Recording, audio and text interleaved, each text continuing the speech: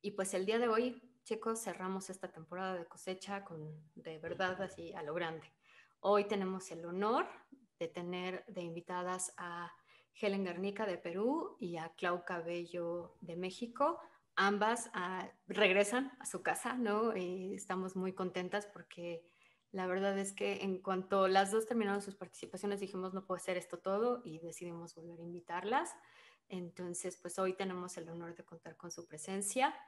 Y pues el tema que vamos a abordar, como ustedes saben, es este libro, bueno, pues yo creo que si no es el más infame, es uno de los más infames en la historia de la humanidad, ¿no? El Malleus Maleficarum, que provocó, pues trajo la muerte y persecución de decenas de miles de mujeres, principalmente en Europa, pero bueno, no se dejó de sentir su influencia en otras latitudes. Entonces, pues creemos que es un texto interesantísimo, es un texto que más allá del nombre tendríamos que saber un poco más de qué va y por qué pues provocó como pues esta paranoia y bueno, y entender que es un libro que a diferencia de lo que siempre hemos pensado, ¿no? Que la casa de brujas estaba insertada en la Edad Media, bueno, pues no, ¿no? La realidad es que es un momento en la modernidad, es un momento, de hecho el Maleus Maleficarum es producto de la tecnología del momento que era la imprenta, ¿no?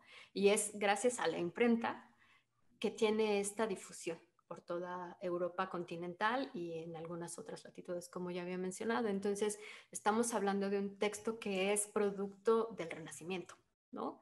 Y entonces es bien interesante ver esta contraposición pues de lo que predicaba, ¿no? Contra las ideas del Renacimiento, ¿no? Entonces, creo que eso también por ahí va a haber como un muy buen punto de quiebra muy interesante que vamos a poder discutir.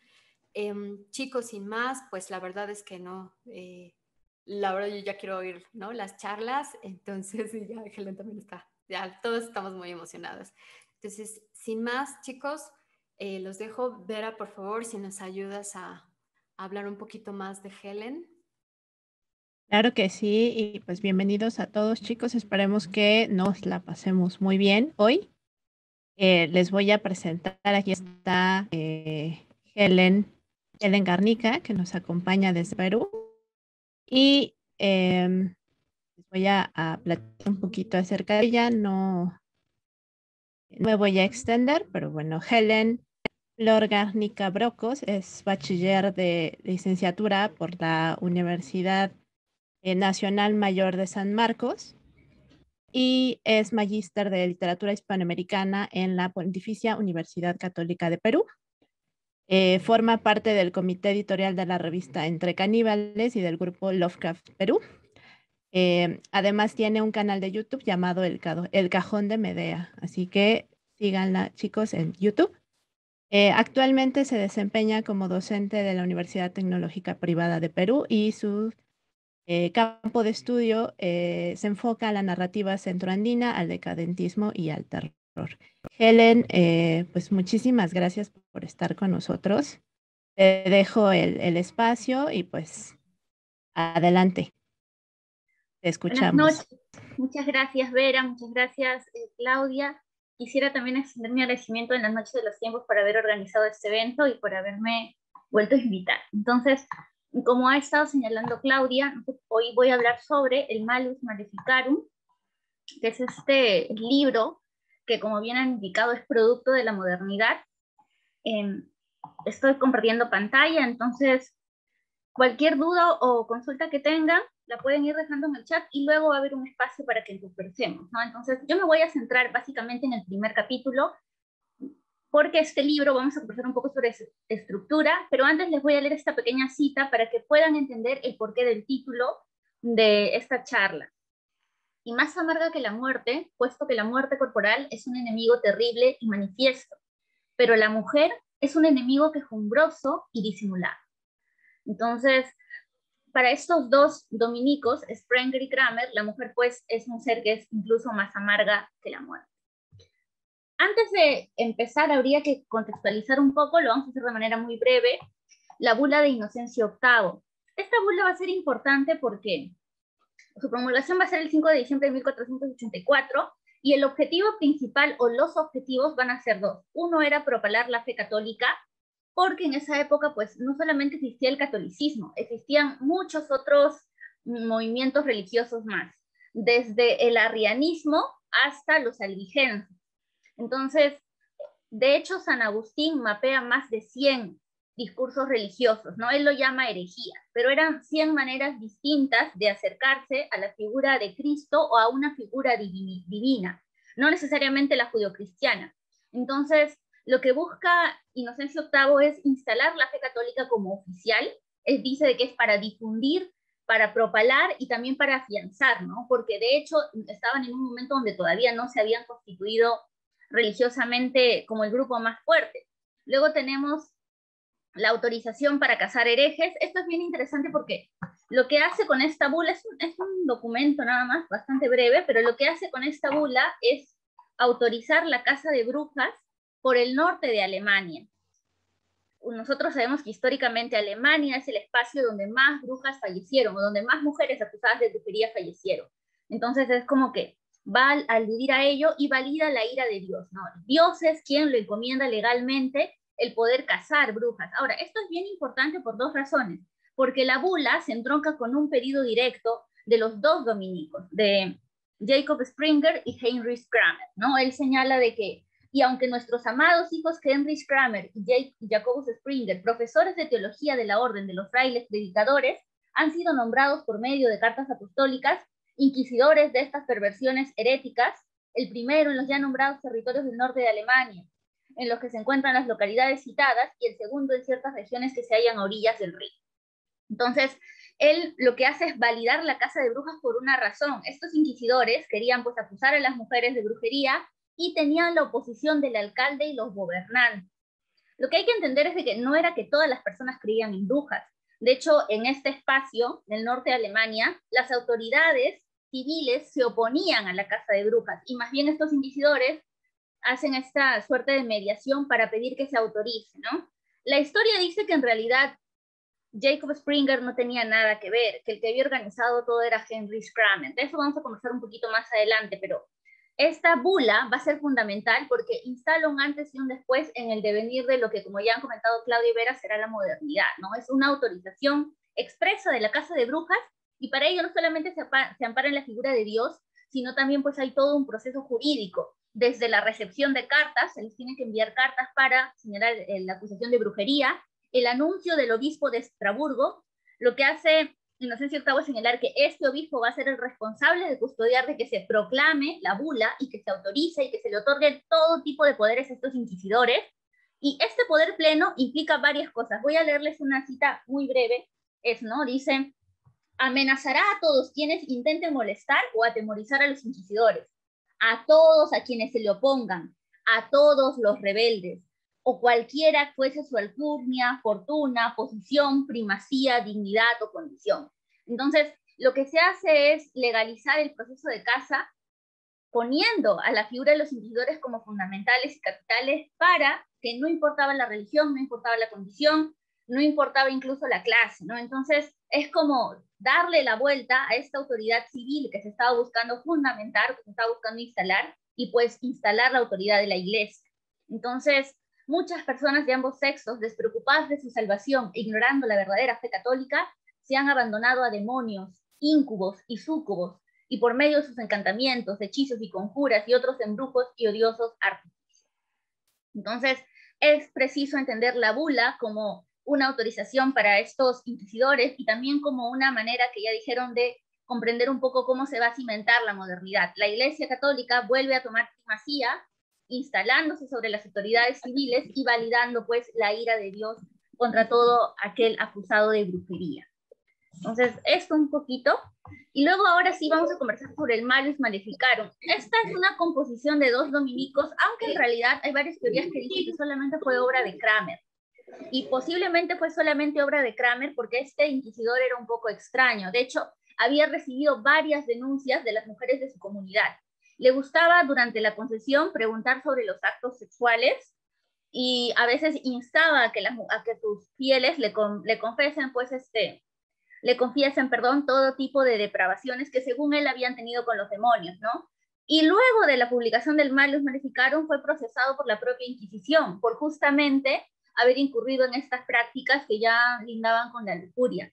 Quizá ello explique un poco el tono misógino que tiene este libro, ¿no? Porque sí es abiertamente misógino, y es curioso porque cuando uno piensa, lo que hizo Kramer fue ampararse en la figura de Springer. Springer era mucho mayor que él y además tenía una reputación ya bastante ganada en la discusión teológica. Entonces él se ampara en esa figura para componer este libro, por eso es que a veces se pone en duda que haya sido obra de los dos, y pues luego va a recibir toda esta sanción de la iglesia. No va a significar su excomulgación, pero sí lo van a sancionar porque sí habían indicios varios de que molestaba o acosaba a las mujeres de su comunidad, ¿no? Y siempre con preguntas sobre la índole sexual.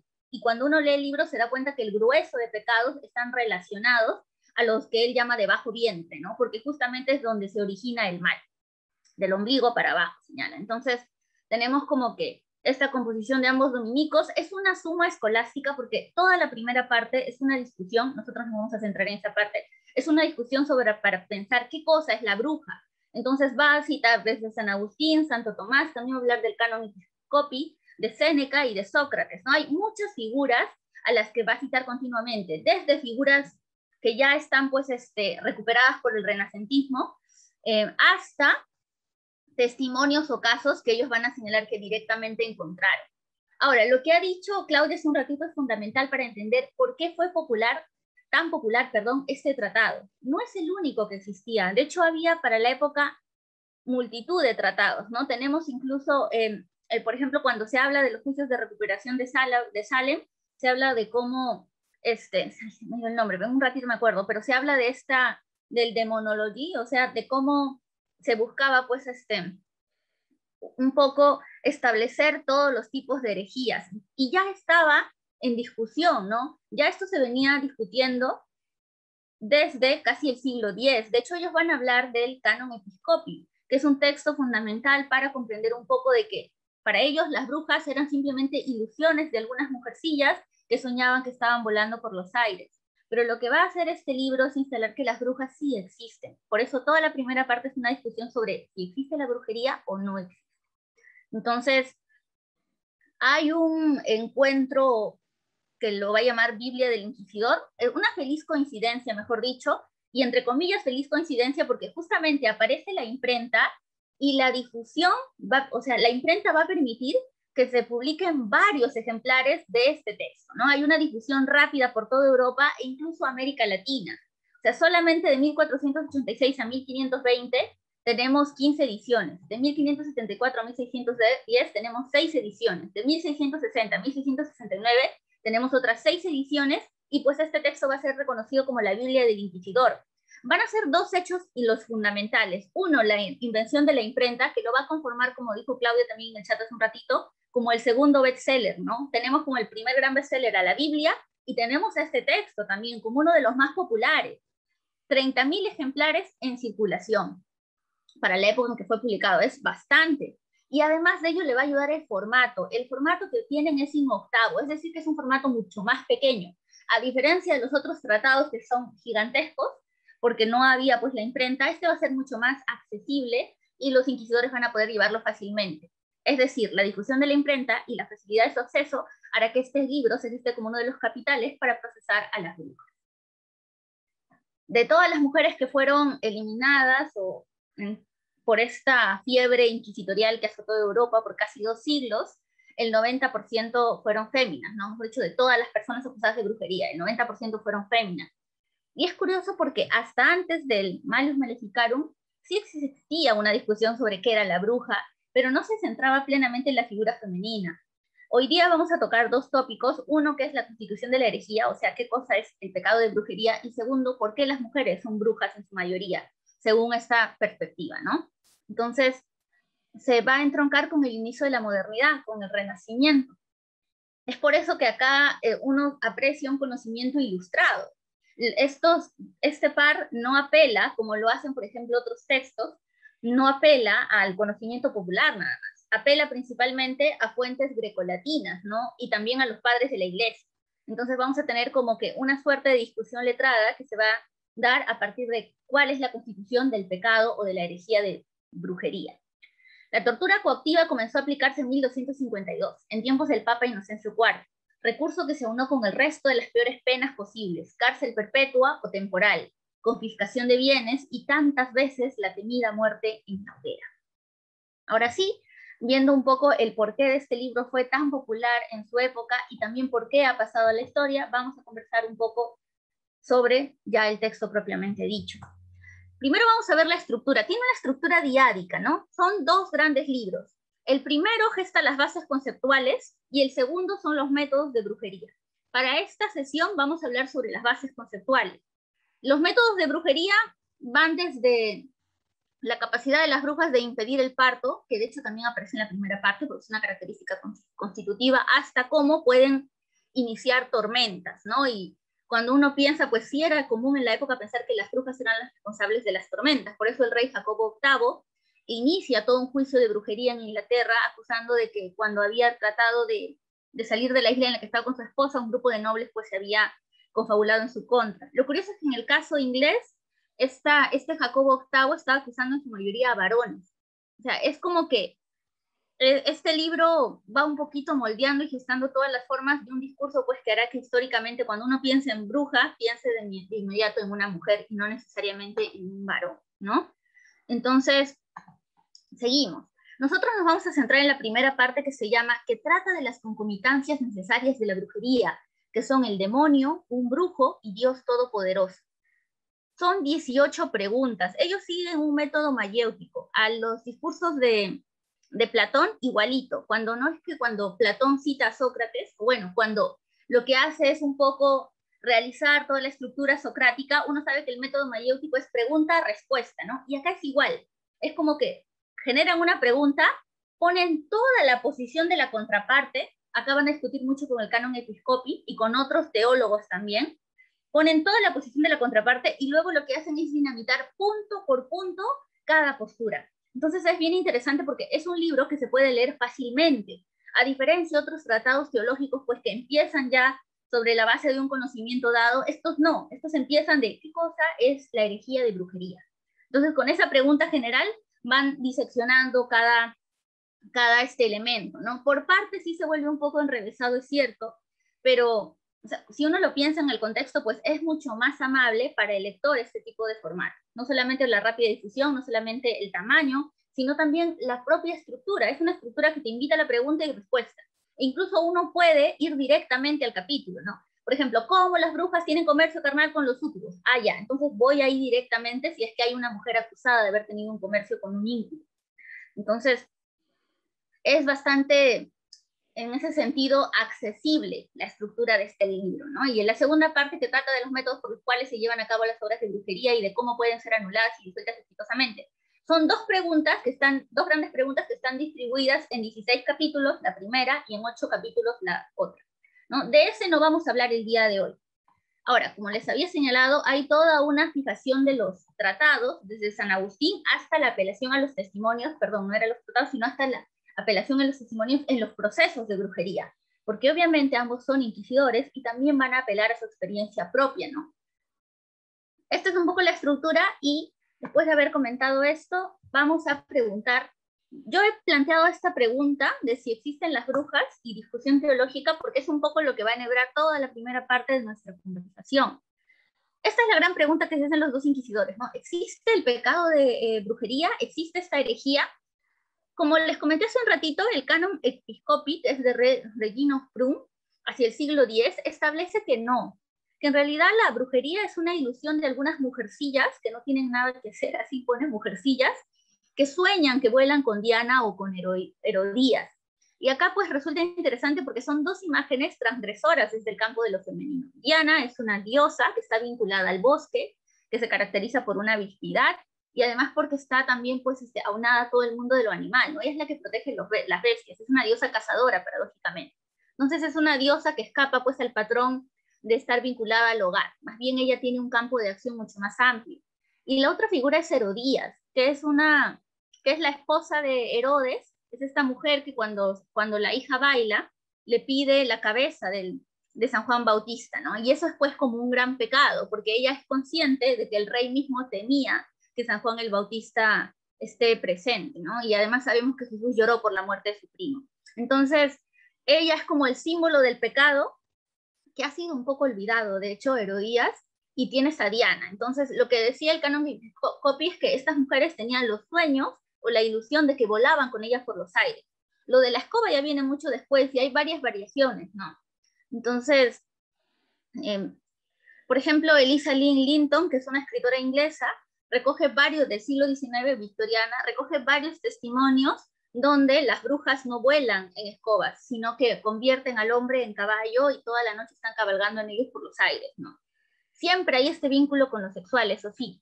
Entonces, lo que dice Regina Brooke es que no, eso no existe, es una ilusión, pero ellos lo van a refutar, y para eso van a apelar al discurso bíblico, tanto al Levítico como Deuteronomio. Sobre todo se van a amparar en el Antiguo Testamento, ¿no? Y el ejemplo que van a poner es el ejemplo de Saúl.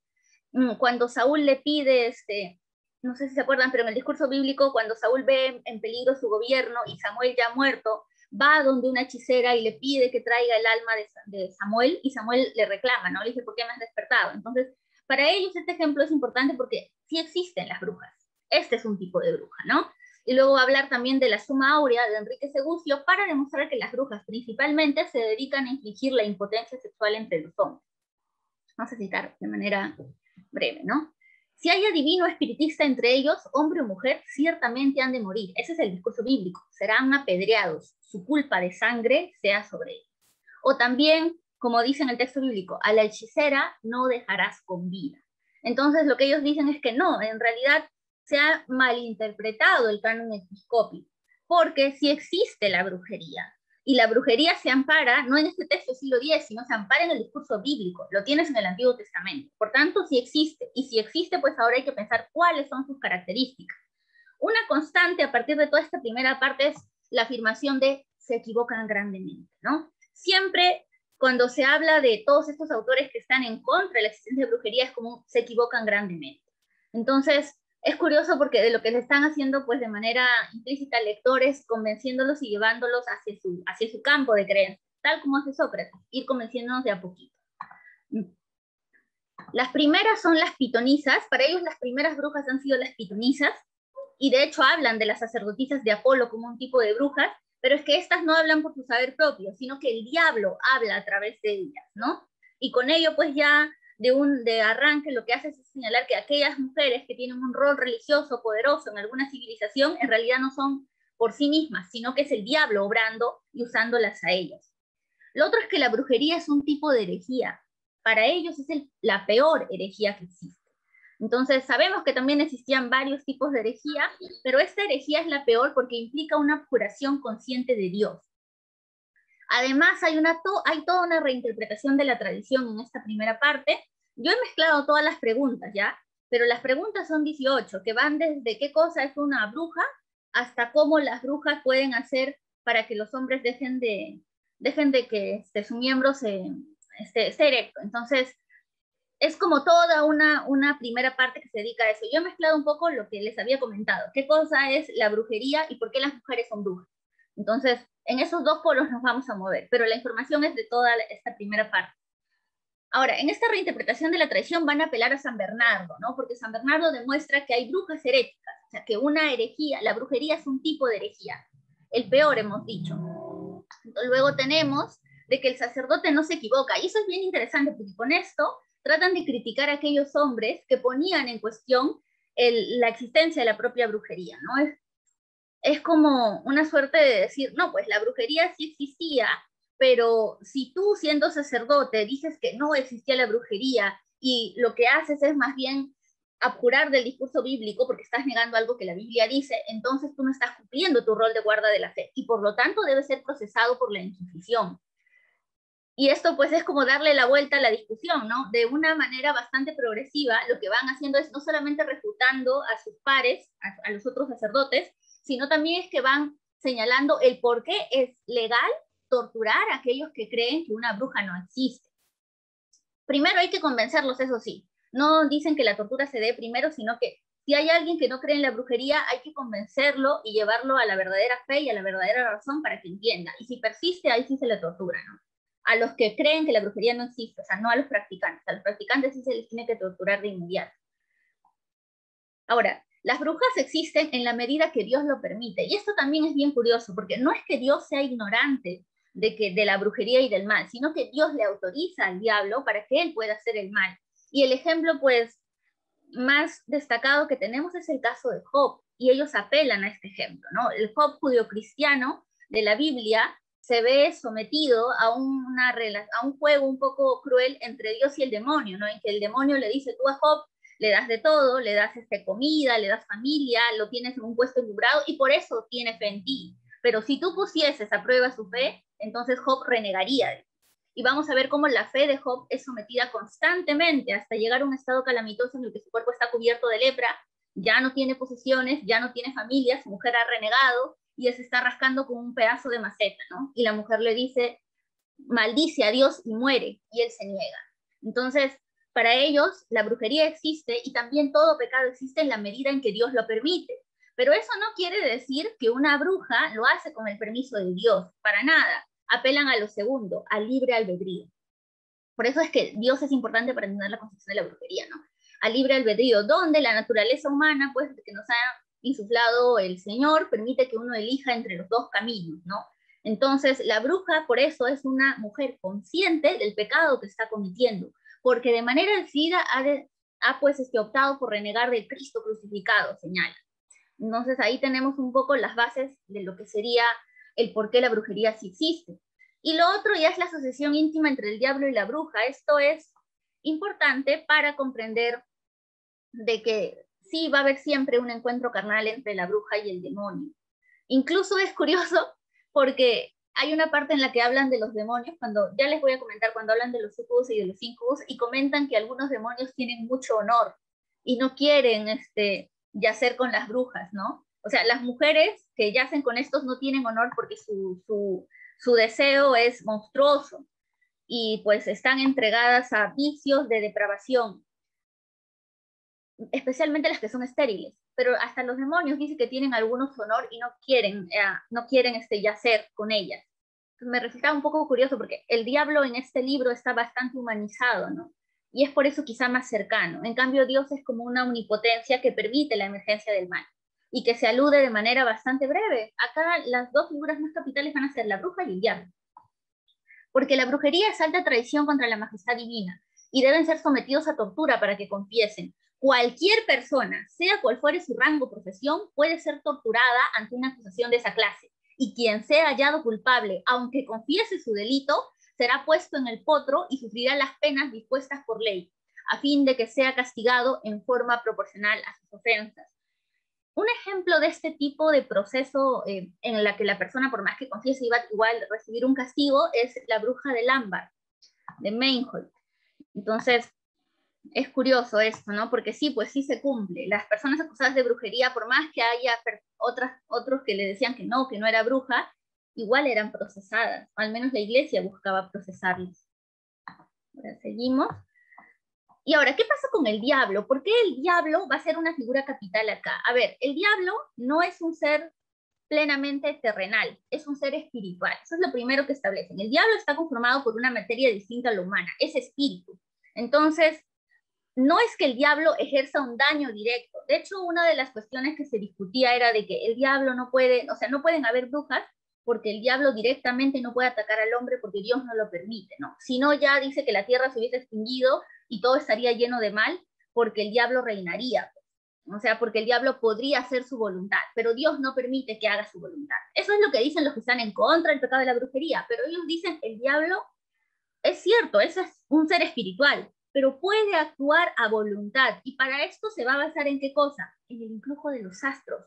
Los demonios, al estar más cerca del espiritual, pueden leer los astros y pueden saber, por ejemplo, cuándo la luna va a tener un mayor influjo sobre los hombres. A mí me gusta esta parte porque lo que hacen un poco es exculpar a los astros. Dicen, no es que los astros sean culpables, porque los astros simplemente ejercen fuerzas, no tienen conciencia, pero el demonio sí. Entonces el demonio sabe cuándo esa mujer va a poder ser tentada más fácilmente, según la fase de la luna en la que esté, ¿no? Entonces el diablo usa esa inteligencia para seducir a las personas que ya están inclinadas al mal. Y la bruja, por lo tanto, es un instrumento consciente del diablo. Lo que también se señalaba era de que en realidad las brujas a veces actuaban de manera inconsciente. O sea, es decir, que eran tentadas por el diablo, no lo habían hecho bajo su libre albedrío y por lo tanto eran inocentes. En cambio, que ellos dicen, no, las brujas son conscientes de lo que hacen, solamente que como el diablo es más astuto, las tienta cuando ellas quieren, pero no quiere decir que ellas no sean culpables, son culpables de ese pecado. Y para esto va a citar el Gálatas, ¿no? Donde se habla del mal de ojo. A mí lo que me resultaba interesante cuando iba leyendo estas partes es de cómo todo esto va a permear incluso nuestra cultura. Creo que acá hay, en mi caso yo vivo en Perú, pero he visto que algunos están en México, otros en Ecuador. Nosotros sabemos que el mal de ojo, hay muchas personas que creen en eso, ¿no? Y por ejemplo acá en Perú se le pone un cintillo rojo al niño para que no reciba la mirada negativa de una persona, pues que mire con una fuerza enorme. Y acá es como que el mal de ojo es lo que caracteriza a una bruja. Este pasaje se refiere a quienes tienen ojos feroces y funestos, tales que con una simple mirada pueden lastimar al prójimo, en especial a los niños pequeños, porque los niños pequeños todavía no tienen la mácula del pecado. Entonces, me resultaba bien curioso, porque uno piensa, dice, es un texto de 1487, siglo XV, y piensa en siglo XXI, y hay personas que hacen esto, me imagino que ni siquiera saben de toda esta tradición, pero lo hacen, ¿no? Y lo hacen de manera casi inconsciente. Es como un método de protección. Incluso aunque sean no necesariamente religión católica, ¿no? Yo he visto personas que lo hacen. Entonces, nada más me resultaba curioso esto, ¿no? Cómo el mal de ojo ha atravesado todo esto y en realidad estaba relacionado con el discurso brujeril, porque las mujeres piadosas, las mujeres santas, no miran de frente, no miran fuerte. En cambio, una mujer que es una bruja sí mira de frente y mira con rabia, mira con saña. Ahora, hay un cuestionamiento que sea un mero instrumento. Justamente en este discurso que abogaba a favor de las brujas, lo que se decía es pues que ellas no actuaban de manera consciente, ¿no? Incluso algunas tienen la sensación de que cuando estaban dormidas se elevaban por los aires. Entonces, no había sido su culpa. Pero ellos lo que dicen es que sí eran conscientes. No son solamente un instrumento, porque hay 3 tipos de pecado relacionados a las brujerías. Son 14, pero ellos destacan 3. La nigromancia, la astrología y la oniromancia. La nigromancia pues está vinculada a todo este mundo ellos hablan de nigro, de necro, con toda esta búsqueda y este pacto con los muertos, la astrología, la lectura de los astros, pero a esto lo excluyen, ¿no? Dicen que en realidad esta es una ciencia y que algunas, y a mí me parecía bien paradójico este discurso, ahorita les voy a comentar por qué. Y luego estaba la oniromancia, ¿no? La capacidad de predecir lo que iba a pasar en el futuro a través de los sueños. Ahora, en estos 3 tipos, la bruja se va a entrocar en el segundo tipo, en el que es astrología, no sé, me confundí, parece que habían aparecido algunas manchitas en el PPT, creo que es vigente. Entonces tenemos que la mejora de la santidad también equivale a un incremento de las negras artes del demonio, ¿no? Y es lo que señalan, ¿no? Mientras la fe ha ido, es curioso porque ya había gente que decía que no era concebible eso para pues el siglo XV, pero ellos dicen que sí, porque así como han aparecido los padres de la iglesia, también el demonio ha elevado su poder, ¿no? Y entonces es plenamente válido que haya brujería porque hay negras artes del demonio. Y luego va a apelar a Zoroastro, y acá me parece importante, ¿no? Porque dice, los astros no portan maldad en sí, sin embargo, las mujeres leen en los astros de manera malévola para poder seducir a los incautos. Y esta sería una pequeña cita de San Isidoro a la que van a apelar, ¿no? Las brujas son llamadas así debido a lo negro de su culpa, es decir, que sus actos son más malignos que los de cualquier otro malhechor. Lo que hacen Sprenger y Kramer, además de señalar de que el pecado de brujería sí existe, es indicar que esta es la peor herejía de todas. Y toda la primera parte del discurso lo que hace es como que fundamentar el por qué es la peor, ¿no? Porque apura conscientemente de Dios y porque es capaz de causar mal a los inocentes. Ahora, a mí me resultaba esto bien curioso porque uno puede pensar en el discurso actual. En el campo de las brujas astrólogas, había personas que decían que este era propio de un saber antiguo, es decir, que no necesariamente venía del demonio, sino que era un saber que había pasado a través de generaciones y que algunas mujeres usaban, pero por conocimiento, no por querer pues, actuar de manera conjunta con el diablo. Y aquí es donde entran también las mujeres herbolarias, las que trabajan con las hierbas, ¿no? Ellos a todas las ponen en un mismo saco, ¿no? Y dicen que no, esto no es un saber antiguo, esto es un pacto explícito con el diablo. La astrología no es diabólica en sí. Sin embargo, las mujeres que utilizan, que son astrólogas, lo hacen pues con la idea de generar el mal, ¿no? y para acá van a apelar a todos los signos que hay en los anillos, en los collares, incluso en las runas, ¿no? Dicen, muchos de estos signos son signos astrológicos que en realidad se han dado porque el hombre ha buscado, pues, conocer, y además los astros sí ejercen un magnetismo sobre los cuerpos. Pero una mujer que lo usa, generalmente lo usa para el mal, porque la mujer siempre busca vengarse. Entonces, de esto ya hemos hablado, el demonio actúa con el permiso del creador, y acá aparece la figura. ¿Te acuerdas que estábamos hablando del diablo? El diablo es una criatura espiritual que puede actuar en cierta medida en el mundo terrenal, gracias a que Dios le permite ello, y además también gracias a que su naturaleza no es del todo aérea. Dicen que es como una naturaleza que está en un... O sea, sí pueden tener contacto carnal con una mujer, pero no pueden inseminarla, por ejemplo. Ahorita vamos a comentar eso. Entonces, me resultaba bien curioso, y para esto van a usar varias figuras, ¿ya? Yo solamente he destacado algunas que pueden conocer. Pan, los faunos o los sátiros, y los ducios. Ellos van a hablar de que en Gales existen estos ducios, que son la figura del macho cabrío. Pues es curioso porque estamos hablando del Renacimiento, van a tomar esta figura que viene en realidad de la mitología grecolatina, y van a pues colocar a estos sátiros como demonios que se caracterizan porque tienen comercio sexual con las mujeres. Entonces, hay pues un pacto abierto de herejía, y no solamente es un pacto consciente, sino que también es un pacto sexual, ¿no? De todas las supersticiones es la más repugnante, la más vil y la peor, por lo cual deriva su nombre de hacer el mal y aún de blasfemar contra la verdadera fe. El hacer brujeril es una apuración de la fe católica, hay una consagración al mal, hay un comercio carnal y sacrificio de niños. Esos son lo que hacen las brujas, como que renegar de Dios, consagrarse al demonio, tener comercio sexual con un ratito, silencien sus micrófonos, por favor. Abraham Velázquez, ya, gracias. Entonces tenemos como que esto, ¿no? Que las brujas son capaces de hacer ello. Ese es su campo de acción. Y ahora viene el comercio carnal, que ellos le dedican 3 preguntas a eso. Yo lo he resumido brevemente, ¿ya? Porque me parece bien interesante cómo conciben a los sucubos y a los íncubos. Nosotros en nuestra tradición siempre tratamos de hacer esta diferencia para pensar que los sucubos son femeninos y los íncubos son masculinos, ¿no? Y hay otra vez una discusión con la tradición textual, ¿no? Ellos van a usar la Trinidad Tercera de San Agustín, pero también la van a refutar, porque lo que dice San Agustín es que eso es una ilusión, pero lo que ellos dicen es que sí es cierto, ¿no? ¿Cómo es de que un súcubo o un íncubo puede tener comercio sexual con un ser humano? Para empezar, hemos dicho que el diablo es una criatura que no es totalmente aérea ni totalmente terrenal, está como un intersticio. Entonces sí puede tener encuentros, pero el diablo no puede generar vida, porque el único capaz de generar vida es el Dios creador, ¿no? Él es el único capaz de darle un alma al hombre y un espíritu. El espíritu es totalmente santo, así que no se va a involucrar en esto, pero el alma sí es corrompible. Entonces, estoy comentando esto porque cuando hablan de la manera en que se colecta y se transporta semen, es bien alucinante, ¿no? Para empezar, el demonio puede ser un súcubo y un íncubo a la vez, es decir, que puede ser masculino y femenino a la vez.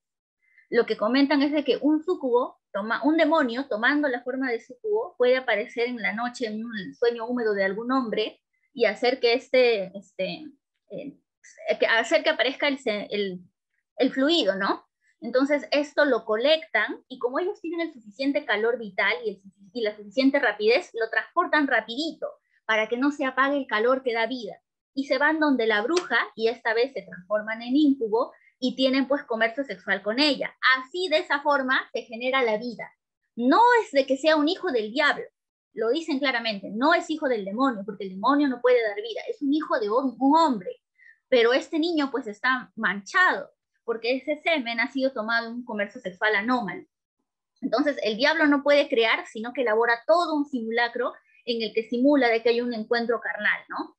Y este fluido es trasladado a una mujer y esta engendra. Resultaba bien curioso cómo hacían eso, porque acá es donde apelan al honor de los diablos, ¿no? Hay algunos diablos a los que les da asco transformarse en sucubos para seducir a los hombres, y lo hacen incluso en contra de su voluntad para poder satisfacer las ansias sexuales de las brujas. Y además el desprestigio de la luna es culpa de esto, porque como la luna ejerce un magnetismo poderoso, se cree que está asociado a lo demoníaco, pero eso no es cierto, porque los astros no son malos ni buenos en sí mismos, ¿no? Entonces, acá, esto es un poquito resumido, los sucubos e incubos es aún más interesante, pero ya vamos a pasar a lo que sería la brujería, que es herejía de mujeres, ¿no? ¿Por qué la brujería es exclusiva de las mujeres? ¿Por qué la mayor parte de las mujeres son brujas? Uno es que hay una maldad natural en la mujer. Dice que éstas pueden alcanzar los abismos de depravación y vicio más enormes que existen, ¿no? ¿Y por qué? Porque pues tenemos una matriz, y esa matriz es hay una homologación entre la vagina que está buscando pues succionar y este deseo irracional de la mujer, ¿no? Porque el hombre, pues, una vez que ha copulado, se calma. En cambio, dice que la mujer no. Por eso es que nosotros llegamos a esos abismos de vicio. Ahora, las mujeres tienen 3 características para ser inclinadas al mal. Uno, que somos crédulas, el diablo nos prefiere porque creemos rápidamente, somos impresionables, dice que es nuestra naturaleza, nos dicen algo y podemos caer, y además son lenguaraces. Y yo este tercer rasgo lo quisiera destacar, porque de manera explícita dicen que las mujeres tienden si les enseñan a hacer el mal, ellas no se quedan con eso, quieren ir y compartirlo con sus amigas. Y ya, pues uno piensa que estos son los primeros aquelarres, este grupo de mujeres reunidas tratando de aprender el arte brujeril. ¿Por qué? Porque las mujeres son lenguaraces, y además que cuando buscan la brujería, lo hacen por venganza. Entonces, es como que se va conformando el imaginario actual que tenemos, ¿no? Mujeres en comunidad, con un libro negro, con el macho cabrío al medio, y es una imagen que en realidad ellos estaban un poco modelando, a veces apelando a la tradición, pero cambiándolo pues según su propio discurso religioso, que lamentablemente fue el que permeó por más de 2 siglos. Y van a usar las 2 imágenes que son las de Eva frente a María. Eva sería el símbolo de la depravación, porque hace caer a la serpiente, y es por eso que la serpiente es el animal predilecto de las brujas, porque es el animal que más se puede tentar y que más se puede vengar, y es por eso que es común en los bestiarios encontrar a la culebra. Y la santidad de María, ¿no? Que más bien es una mujer que niega el deseo carnal y que se entrega pues a concebir al Dios judío cristiano, a Jesús, mejor dicho, sin haber tenido pues un encuentro sexual. Hay una justificación bíblica histórica para eso. Proverbios 2, que una mujer bella, y si es necia, es como la perla en el hocico de un cerdo, o sea, la belleza es vana. La Génesis, nosotras siempre vamos a estar inclinadas al mal porque venimos de una costilla torcida, y además de una costilla izquierda. Entonces, desde allí, desde nuestra propia conformación, ya estamos torcidas, ya estamos, pues ya estamos inclinadas al camino negativo, y es el hombre el que nos tiene que guiar, ¿no? Y además la terminología, que me parece bastante interesante. Fémina viene de 2 palabras, dicen fe y minus, o sea que significa que tenemos menor fe, por naturaleza. Hay un recorrido histórico además de las mujeres poderosas, ¿no? Dice que la criatura quimera era una mujer, tenía rostro de mujer, es por eso que era vengativa y quería obstruir y generar la peste en Tebas. Luego habla de Jezabel, no sé si se acuerdan de Jezabel, pero que es una reina que aparece en la Biblia y que es despeñada por un profeta. La lanzan de un castillo y revienta, y se prohíbe que se entierre y los perros devoran su cadáver, ¿no? Entonces, es como que todas las mujeres poderosas que ha habido, desde la quimera, Jezabel, Salomé, que es la que va y le pide la cabeza de San Juan el Bautista, y desde Cleopatra, todas estas son mujeres que cuando han tenido poder, han traído el mal en los hombres. Entonces, una mujer con poder, una mujer lenguaraz, una mujer voluntariosa, es peor, lo peor que puede haber, porque arruinan los reinos poderosos. Y hay entonces un binomio de crueldad, ¿no? Es la belleza y el sadismo. Acá todavía no se dice que las brujas sean feas, eso va a ser ya mucho después. Más bien acá las brujas en su mayoría son mujeres jóvenes seductoras, ¿no? Por eso dice, ¿quiénes son las más brujas? Son las adúlteras y las promiscuas. Entonces, tenemos eso. La brujería se encuentra con más frecuencia entre las mujeres que entre los hombres, como sabemos por experiencia. A causa de su debilidad de mente y de cuerpo, no resulta extraño que caigan en mayor medida bajo el hechizo de la brujería. Entonces, esto es un poco lo que señala, ¿no? Y yo quería leerles otra pequeña cita, ¿no? Dice acá, cómo opera la bruja. Rapidito, ¿ya? Dice, ahora bien, como se dice en la bula, existen 7 métodos por los cuales infectan la brujería el acto venéreo y la concepción del útero. Siempre está relacionado al plano sexual. Primero, arrastrando al hombre a una pasión sin freno. Segundo, obstruyendo el poder de gestación. Tercero, eliminando los miembros destinados a ese acto. Cuarto, convirtiendo a los hombres en bestias por mediación de sus artes. Quinto, minando la fuerza de gestación de las mujeres. Sexto, ocasionando el aborto. Séptimo, ofreciendo a los niños a los demonios. Aparte de otros animales y frutos de la tierra de los que sirven para causar el momento. Para los que sirven para causar infinitas maldades. Todo esto se considerará más adelante. Entonces, si nos damos cuenta, todo el plano de acción de las brujas está vinculado a la generación de la vida, que es supuestamente la máxima que tiene que hacer una mujer. Toda mujer que no generaba vida es sospechosa, pues, ¿no? Y además dice que como es más proclive a jurar de la fe, ya hemos dicho, la peor herejía es la brujería. ¿Por qué? Porque se reniega de la fe judio-cristiana. Entonces, ese es el núcleo duro del ser bruja, renegar del Cristo crucificado. Y las mujeres suelen hacer eso. Entonces, por eso es que somos más proclives, ¿no?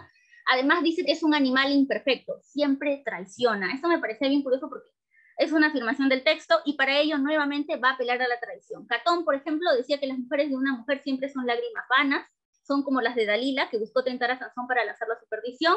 Su temperamento es cambiante, porque a veces podemos estar llenas de amor y otras veces servir de odio, y además somos envidiosas, ¿no? Hay un discurso de la rivalidad entre las parejas casadas, felices, y las mujeres solteras, envidiosas, que pues tratan de destruir ese matrimonio. Va a haber incluso una contraposición entre el matrimonio como una institución cristiana en el libro y la brujería, ¿no? Y van a preguntarse si es que la brujería puede tocar el matrimonio, o sea, puede afectar el matrimonio cuando este ya está santificado. La respuesta va a ser que sí. Y acá también, vamos a comentar ahorita eso, ¿ya? Entonces, antes de pasar, acá van a apelar a Sócrates, ¿no? Sócrates es el hombre sabio, por excelencia, representa la sabiduría, y Sócrates le va a comentar a sus discípulos el por qué es mejor estar soltero. Dice que si tú te casas con una mujer, pues vas a saciar tus deseos sexuales, pero sufrirás eterna ansiedad, amargas quejas, reproches sobre la dote, la ingratitud de tus parientes, la charlatanería de tu suegra, el engaño y el nacimiento de hijos dudosos. Entonces, esto es lo que recogen de Sócrates. Entonces, es curioso y tenemos este espíritu lujurioso, ¿no? Y acá viene lo que les había comentado. ¿Cuál es la máxima de una mujer? Generar vida. Entonces, una mujer estéril no es estéril porque sí. Una mujer estéril tiene un útero mucho más lujurioso porque no es, simplemente está llenándose pues de fluido, ¿no? Seminal, y no está embarazada. Entonces, ellas buscan, dice, satisfacer el deseo sexual que hasta se acuestan con demonios. Y estas son peores, ¿no? Las estériles son peores que las infieles y las ambiciosas. Y estos son los 3 tipos de brujas. Es mejor llamar la herejía de las brujas que la de los brujos, ya que el nombre deriva del grupo más importante. Y bendito sea el Altísimo, quien hasta hoy protegió al sexo masculino de tal delito, pues él se mostró dispuesto a nacer y sufrir por nosotros, y por lo tanto concedió ese privilegio a los hombres. Y eso explica un poco por qué las brujas en su mayoría son mujeres, a partir de este discurso. Y ya para terminar, vamos a hablar de los peores pecados de las brujas un poco. ¿Cuáles son esto, como les he dicho, es un resumen. Entre los peores pecados también van a hablar de cómo las brujas producen la muerte en el ganado, cómo hacen que las vacas ya no puedan producir leche porque la ubre se llena de pústulas, y también cómo usan a los animales para sus actos malditos, ¿no? Yo me quería concentrar en lo vinculado al plano sexual porque es una constante en todo el libro. Hay una iteración a cada momento, ¿no? Y claro, uno ya después explica eso, si es que esto de verdad fue solo escrito por Kramer, porque Kramer tenía una fijación bastante perversa en el sexo, entonces acá se nota esa fijación. Los principales daños, dice, son a la cosecha, al ganado y a la concepción. La cosecha porque impiden pues de que los cultivos nazcan, el ganado porque generan de que las vacas se vuelvan estériles, y la concepción porque directamente impiden el nacimiento de los niños, ¿no? ¿Quiénes son las brujas? Mayoritariamente son las rameras y las adúlteras. Y claro, uno lo piensa es porque estas mujeres están fuera del orden del matrimonio. El matrimonio se va a ver como una institución santificada por Dios. Entonces, una mujer que está fuera de esto es una mujer que, curiosamente, va a ser acusada de bruja. Y cuando uno revisa los procesos inquisitoriales, descubre pues que la gran parte de las que fueron quemadas o ahorcadas fueron mujeres que estaban fuera del constructo social, ¿no? Mujeres mendigas, madres solteras, mujeres que vivían aisladas, y entiende pues uno de que en realidad esto tiene sus bases, y tiene sus bases en este texto. El origen siempre va a ser bajo, porque recordemos que una de las formas del pecado original, o la principal forma, mejor dicho, es de que la mujer va a parir con dolor, ¿no? Esa es la mácula del pecado original. Entonces, el diablo opera del ombligo para abajo. Y por eso es que tenemos este vínculo de que la mujer es más naturaleza, mientras que el hombre es más razón. Entonces, ahí se ven toda esta suerte de binomios que se van a trazar. ¿Qué hacen las brujas? Impiden la cópula, perdón. Para esto van a apelar a Pedro de Paludes, ¿no? Uno, porque impiden el movimiento, o sea, cuando un hombre se quiere encontrar con una mujer, el diablo puede, no se materializa directamente, pero dice que sí tiene poder para, o sea, sí tiene poder para que no haya movimiento entre los cuerpos, ¿sabes? Para que no haya contacto carnal. O también pueden hacer de que un hombre caiga loco por deseo, por una bruja, o pueden extinguirlo de su esposa, ¿no? Además le causan confusión y obstaculizan la erección. Eso tiene hasta un apartado específico que dice, ¿no? De cómo las mujeres hacen, o sea, de cómo las brujas hacen de que no haya erección. Incluso hay una discusión si esta disfunción puede ser temporal o permanente. Entonces, es como que todo el campo está allí, ¿no? Hay una fijación en los varones porque como la mayor parte somos mujeres, pues queremos vengarnos de los hombres o queremos atraerlos, ¿no? Entonces, por eso es que ellos son los que más sufren nuestro daño. Y para esto va a apelar Ostiensis a la suma. Cuando el miembro no se excita en manera alguna y no puede consumar el coito, o sea, si es que es alguien que siempre ha tenido disfunción, ello es señal de frigidez de la naturaleza. O sea, que así es, no es que haya brujería ahí. Pero cuando se conmueve y se yergue y sin embargo tampoco puede ejecutar, esa es señal de brujería, ¿no? Si no puede concluir el acto carnal, pues es una bruja la que ha hechizado a ese hombre y es por eso que está enfermo. Y acá viene lo que me parece curioso también, es que Santo Tomás considera que la infidelidad es una herejía, y ellos también explican eso, ¿no? Dicen que las brujas pueden actuar con más poder contra los hombres infieles, porque los hombres infieles pues están con diversos tipos de mujeres y pueden tener comercio carnal sin darse cuenta con una bruja o con un súcubo transfigurado y contaminarse. Y eso les puede generar una impotencia permanente, ¿no? De manera bastante tangencial están señalando que se debe respetar el matrimonio, porque es una institución que ha creado Dios. Entonces, todo aquello que se haga fuera de esto, todo acto carnal que se haga fuera de esto está maldito. Y si eres un hombre bastante licencioso, eres proclive de caer en las garras de una bruja. El arrebatamiento de los miembros, este es un capítulo, ¿no? Si es que las brujas pueden hacer que desaparezca el miembro masculino, y van a apelar al caso de Pedro. Pedro, que era un hombre que tenía bastantes parejas y quedó pues con una disfunción, ¿no? Y van a discutir si fue temporal o permanente. Además reconocen que hay dos tipos de bruja. Miren, en el texto es un poco confuso eso, porque hablan de 14 tipos de herejía, de 14 tipos de brujería, pero cuando piensan en las brujas que causan impotencia en los hombres, es bien curioso porque señalan que algunas brujas solamente saben dañar, o sea, solamente saben generar impotencia y no saben curarla. En ese caso, la impotencia se vuelve permanente. Otras son más habilidosas, pueden curar y pueden dañar. Y hay otras que solamente saben curar. Incluso ellos van a contar que como inquisidores fueron testigos de dos brujas que discutían. Y una le decía, tú eres más mala porque tú solo dañas, en cambio yo curo. Y ahí uno puede reconocer pues, que quizá no todas actuaban de manera negativa, como estaban tratando de especular, ¿no? Entonces tenemos estos tipos en las brujas relacionadas a la impotencia. Y ya vamos a acabar.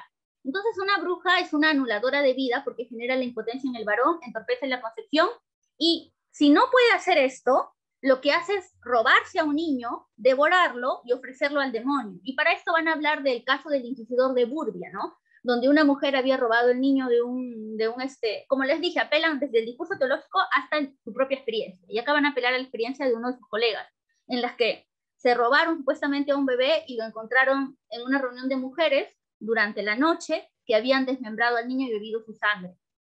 Por eso es que siempre tenemos la imagen de la bruja robando bebés. Pues. Ser bruja entonces está marcado por un triple pecado, la culpa, la pena y el castigo. Es por eso que es un pecado mayor, es la mayor herejía de todas.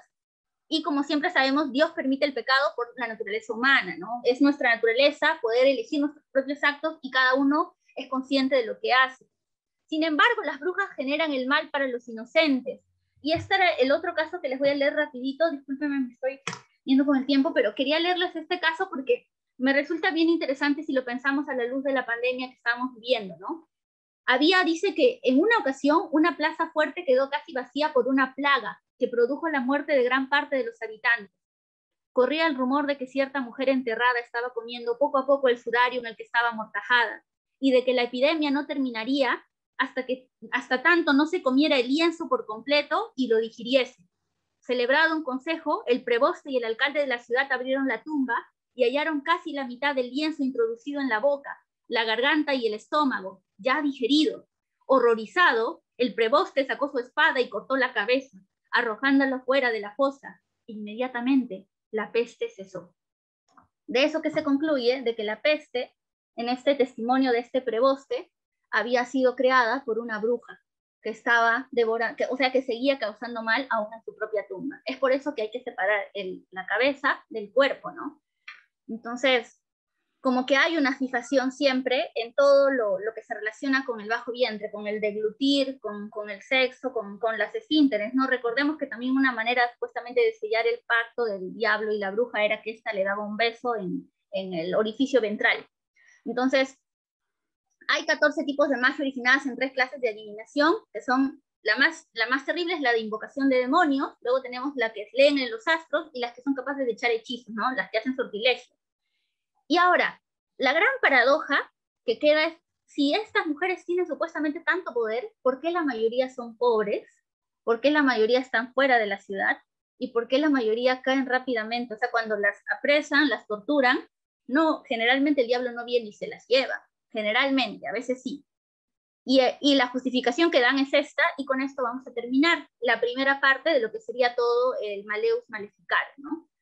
Las brujas no son ricas porque a los demonios les encanta exhibir su desprecio por el Creador, comprándolas con el precio más bajo posible, y también para que no sobresalgan por sus fortunas.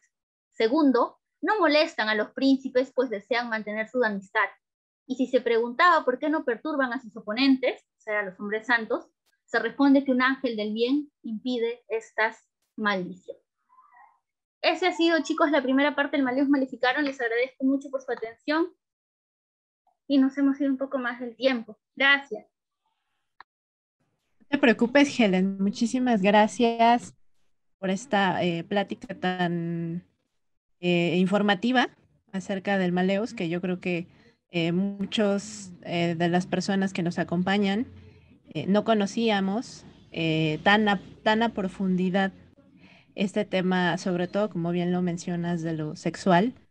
Tenemos por ahí varios comentarios, pero a mí me gustaría nada más hacer uno, y es qué capacidad tenían las personas que escribieron y que juntaron todos estos pensamientos de diferentes regiones y de diferentes cosmovisiones, religiones, para justificar actos inhumanos contra personas indistintamente si eran mujeres u hombres.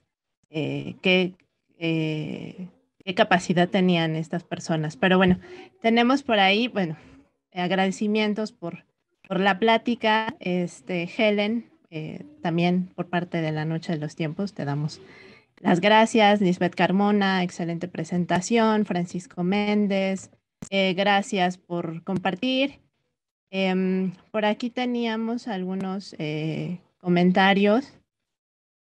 Obviamente, pues que este tratado pues era un compendio misógino y maniqueísta, sin duda, nos comenta Héctor Hernández.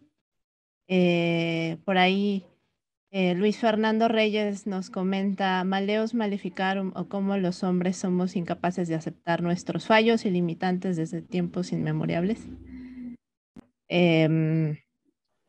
Por ahí estamos viendo otra vez tu canal de YouTube, Helen, por favor. Sí, gracias. Aunque ahí hago, de verdad, digo bien poco porque no me da el tiempo, pero es el cajón de Medea. También tengo Instagram y a veces ahí te hago algunas reseñas, más seguido que el de YouTube. A pruebas de brujería y herejía. Ahí hay una pregunta de Anabel que me dice si en el Maleus Maleficarum se hace referencia con pruebas de brujería y herejía en la Biblia, las historias de Sara. Sí, sí se alude a la historia de Sara, ¿no? A Tamar no se alude, a la de Onán y Tamar no recuerdo haber leído, pero a la de Sara se habla, pero me parece que no se habla de la Sara, de la mujer amada por el demonio Asmodeo, se habla de la Saraí. ¿Se acuerdan de Saraí, que concibió con Abraham a los 90 años? Se habla un poco de la confrontación de ella y la esclava de ella misma, ¿no? Que había tenido el hijo. Y dicen que en realidad esto es una confrontación entre las mujeres porque querían pues tener una importancia ante la figura masculina, ¿no? Sí es un tratado misógino, creo que entre Agar. Muchas gracias, Anabel.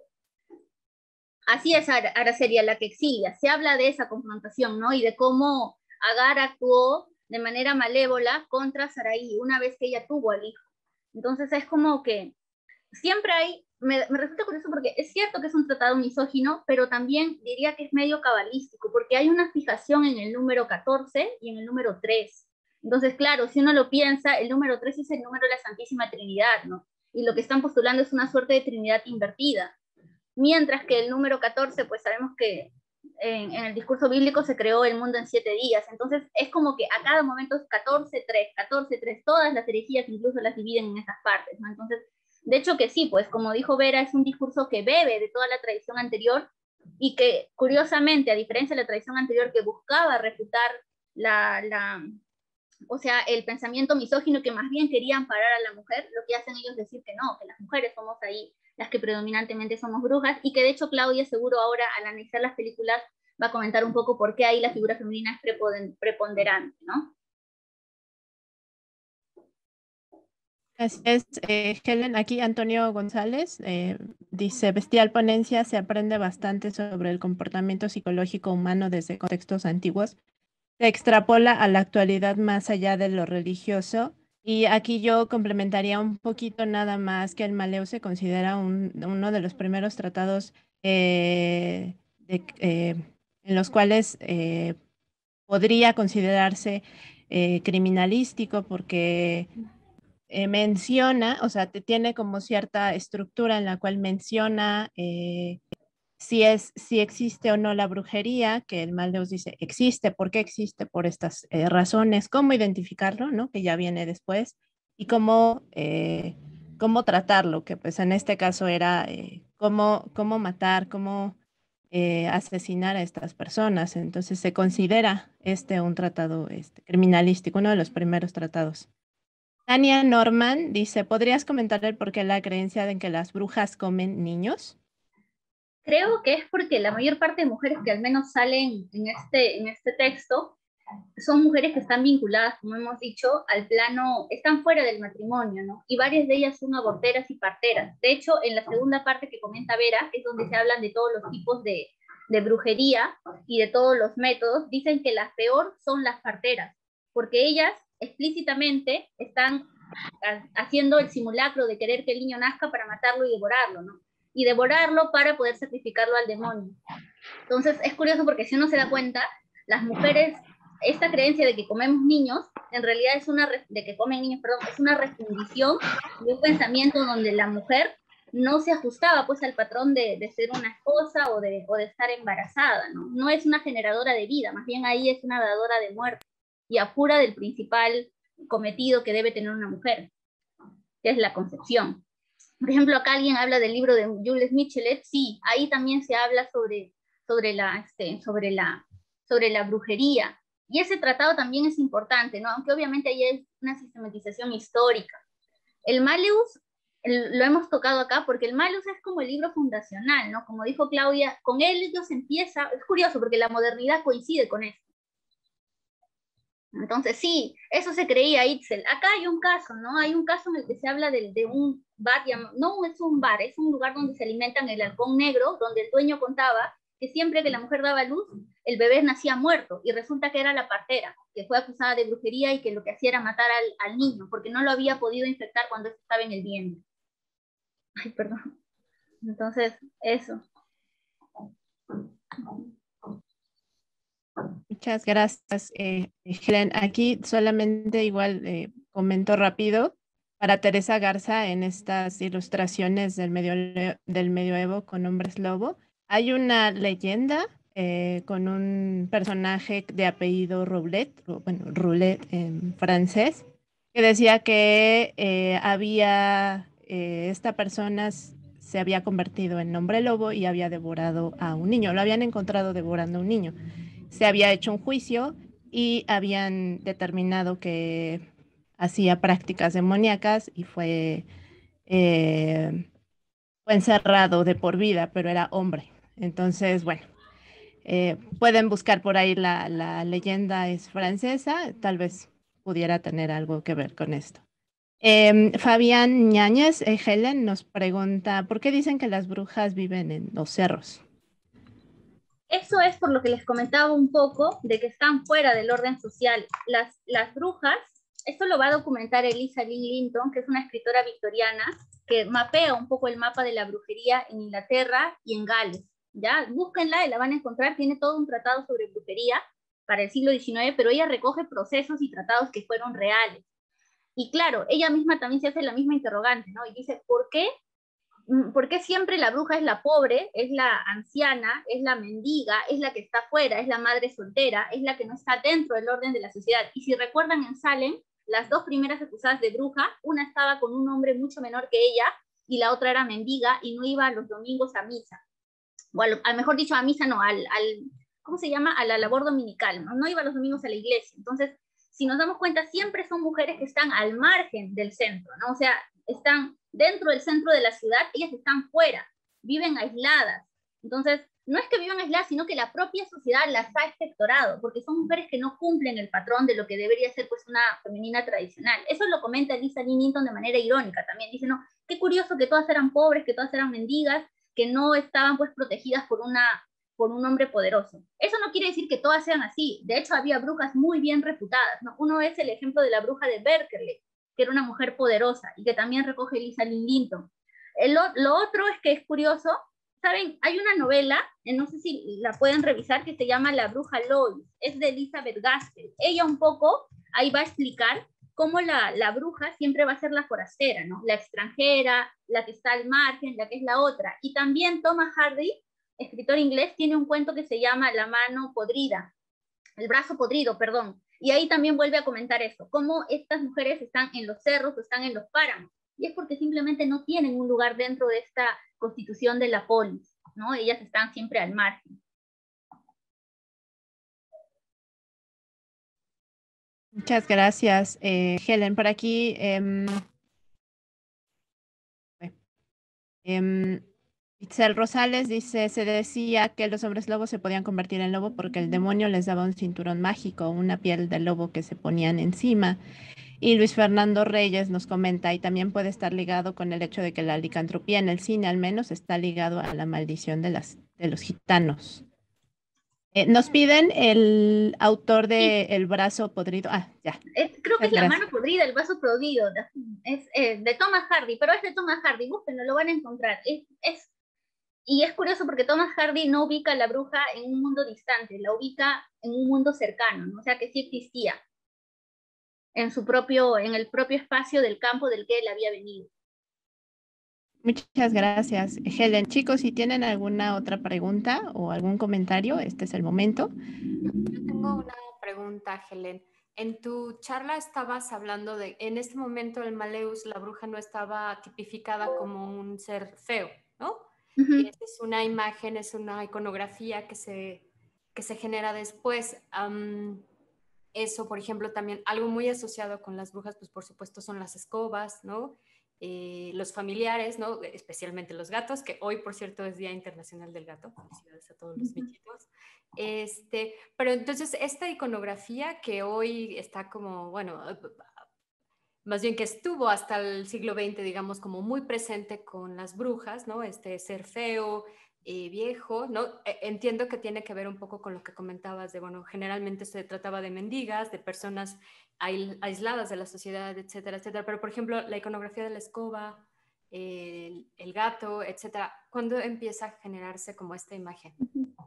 Ya, el gato negro aparece en el primer juicio, que si no me equivoco es en Arras, y lo recoge Robert Muchenblet en un libro que se llama Historia del Diablo. Él comenta un poco cómo en este primer gran juicio que hubo se encontró a 18 a 20 personas, pero la mayoría eran hombres. Eran como que el 80% eran varones. Y se decía que de noche se reunían en el bosque, el líder era noble, de hecho, el brujo, se reunían en el bosque para adorar a un sacerdote negro, ¿no? O sea, un demonio negro, oscuro. No es que negro, sino que era oscuro, que no tenía forma y curiosamente tomaba la figura de gato negro. Y hace poquito estuve revisando textos también sobre la brujería inglesa y la de Irlanda y Gales, y es curioso porque la imagen del demonio negro, del demonio oscuro, es constante, y uno entiende por qué el bestiario asociado a la bruja siempre va a ser de color negro, pues los gatos, los gallos y las cabras, ¿no? Se da cuenta ahí que está vinculado a ese origen de Arras. Y lo otro es lo que me decías de la escoba. Yo lo tengo acá, les muestro rapidito. Lo tengo justo en un PPT. Creo que no sé, a ver, Creo que sí lo ven, ¿no? Esta es la primera imagen de una bruja en una escoba. Es del Campeón de las Damas, un texto de 1441-1442, o sea, casi 40 y pico años antes del Maleficarum. ¿Sabe qué es lo curioso? De que el autor acá se burlaba de esto. Decía que esto era falso. O sea, era Martín Lifrán, un poeta francés, y él negaba las sinagogas, así se le llamaban los encuentros o los aquelarres, y se instalaba más bien a favor de la querella de mujeres, ¿no? Este es un poema extenso que va a estar situado dentro del Concilio de Basilea, donde van a discutir dos personajes alegóricos, libre albedrío y mente pesada. Mente pesada es el que cree que las brujas sí existen, y libre albedrío es el que dice que no. Y más bien libre albedrío señala, las mujeres se ven tentadas a incurrir en estos actos porque sus sacerdotes no los cuidan bien, no son capaces de darle una confesión adecuada. Entonces, él pone esta imagen, si ven acá está el grabado, donde aparece una bruja en la escoba, pero así no era. O sea, es curioso porque uno se queda con esta imagen, pero el autor original no quería dar esa impresión. Él más bien quería burlarse. Y una burla, una ironía pasó a la historia y ahora uno imagina una bruja en una escoba, ¿no? Esta es como la primera imagen mapeada de una bruja en una escoba. Pero los vuelos aéreos no siempre fueron en brujas, no siempre fueron en escobas. Hace un ratito les conté el caso de... Hay una leyenda germánica que se llama la bruja de Eldena, donde se habla de una bruja, una mujer muy poderosa, que veía a los hombres, los atraía, les daba un latigazo y estos se convertían en caballo. Y toda la noche cabalgaba en esto por los aires. Entonces, no siempre era la escoba, a veces era el hombre convertido en caballo, a veces era una pajita que se tomaba y que les daba la idea de que estaban volando, ¿no? Entonces, es bien curioso eso. Muchas gracias, Helen. Por aquí tenemos, ya nos dijeron que es el brazo marchito. Ah, sí, el brazo marchito de Thomas Hardy. Nos piden por ahí más bibliografía del tema y, por ejemplo, aquí nos comenta Teresa Garza, para los acompañantes de las brujas se liga a la idea de los familiari, también con lechuzas y otros. Itzel nos tiene una pregunta por acá también. Buenas noches, ya me había tardado, ¿verdad? Ay, perdón, sí, buenas noches. Bueno, no, más bien, no era pregunta, era como comentario, obviamente referente al asunto de, pues, de las opiniones que se tenían de las mujeres, ¿no? Justamente, me quedé así cuando empecé a ver las causas que explicaban justo por qué las mujeres eran más tendientes a la brujería, porque hay un capítulo justamente al inicio donde mencionan por qué hay más brujas mujeres que hombres, ¿no? Y empiezan ahí a dar todas justamente sus razones, desde porque son débiles mentales, porque son así como animalitos que los tienen que guiar, porque si un hombre no las guía, no se puede. Y ahí pues justamente viene mencionado el origen de la palabra fémina, ¿no? Que, bueno, está unida a las dos palabras, es fe y minus, significa que tienen menos fe. Entonces, bueno, desde ahí ya era como una condena, ¿no? Justamente, ahorita que mencionó Helen justamente lo de que sus confesores no las guiaban bien y todo, de por sí ya no tenían mucha fe y bueno, además no las cuidaban bien como si fueran borregos, entonces, pues todo apuntaba a eso, ¿no? Gracias. Gracias a ti, Itzel. Sí, ahorita me han estado comentando varios casos, de verdad les agradezco un montón. Creo que Claudia les va a comentar más sobre el caso español porque van a hablar sobre la película. Entonces, van a hablar sobre esa película y acá hay varios que están comentando seguro Claudia tú conoces más de esto, de una película donde justamente la bruja vuela sobre los hombros de un hombre, ¿no? Sí, es curioso porque yo creo que lo han aligerado con la predominancia de la escoba, porque en realidad sí, pues la mayor parte de leyendas son las brujas cabalgando en los hombres, pero lo han vuelto un poquito más comercial usando la escoba, porque no sé cuán impactante sería una mujer encima de un hombre volando por los aires, ¿no? Como para, no sé, infantilizarlo más quizá. Entonces, acá tengo el nombre, porque no, sí es Arras, y el otro es... este es de 1400, bueno, este es el Concilio de Basilea, pero si pueden, revisen el texto, es Historia del Diablo, y él tiene un capítulo, de Robert Musenberg, tiene un capítulo que se llama La Noche del Aquelarre. Está en internet el libro, La Noche del Aquelarre, y ahí habla sobre cómo se origina la brujería, y hace o sea, cómo la modernidad va asentándose, y la casa de brujas también, ¿no? Que es como paradójico, porque supuestamente el renacentismo pues se caracteriza por recuperar todo el saber grecolatino, y al final en realidad no, terminaron validando algo que nosotros curiosamente pensamos que es medieval, no es medieval, es moderno. Entonces, eso nada más, no sé si hay alguna otra pregunta, sino ya para terminar. Ah, sí, la escoba por parecer una alegoría fálica, no sé si Álvaro, sí, tiene razón. Por aquí, ajá. Ramiro pregunta si existen algunos casos donde las brujas o brujos han sido consumidos por el ente que le proporciona el poder. Sí existe. Es el primer caso de la bruja que les dije, la bruja de Berkeley. Ese es un caso donde una bruja, curiosamente, no quiere que el diablo se la lleve, ¿no? Y ruega a la gente que la encierren en la iglesia, que cierren su tumba con cadenas, que pongan una piedra encima y que estén orando con velas prendidas. Pero al final el diablo viene, se la lleva y la va a castigar, ¿no? La va a devorar. Entonces sí hay varias, o sea, todo este mundo, hace un ratito hablaban de la lechuza, claro, es porque el imaginario está todo vinculado a lo negro, decíamos por el origen del color, al mundo de la noche, es por eso que tenemos pues la luna, la lechuza, y también al bajo vientre, todo lo que se te relaciona con la comida, con el sexo, es como que una imagen asociada, ¿no? al discurso de la brujería. Ya de una manera u otra se ha ido un poco modelando a lo largo de la historia, y creo que la imagen que tenemos ahora es un poco, a veces un poco estereotipada, ¿no? Entonces, recordando que usan el mismo poder en los ungüentos. Sí, eso es una teoría, ¿no? Lo de los ungüentos con plantas alucinógenas. Lo que dice Itzel es cierto, es una teoría. Hay varias, ¿no? De hecho, no era predominante la figura de la escoba, como ustedes también han comentado. Pero ya se volvió parte de, para producir orgasmos, sí. Debe ser, es como lo que decían de Salem. Entonces, no sé si hay alguna otra pregunta, si no creo que ya vamos a pasar a Claudia porque le he robado bastante tiempo. Claudia, te agradezco un montón, de verdad. No te preocupes, Helen. No has robado nada, Helen. Aportar, aquí estamos para eso. Es aportación, justo. Entonces, si no hay nada, les pongo la bibliografía que tengo. Hay más, o sea, acá en los datos, voy a tratar de pegarlo. Y bueno, mucha de esta bibliografía está en red, ¿no? Entonces yo creo que la pueden encontrar. Lo bueno es que hay muchos textos. Yo les voy a colocar algunos acá para que los puedan buscar. La mayoría los encuentran en internet, son de libre acceso. Entonces, nada, agradecerles nuevamente por su participación. He aprendido mucho de todos los comentarios que han hecho. Y espero que nos acompañen también en la próxima charla, porque van a ver cómo todo esto cobra forma en el discurso audiovisual.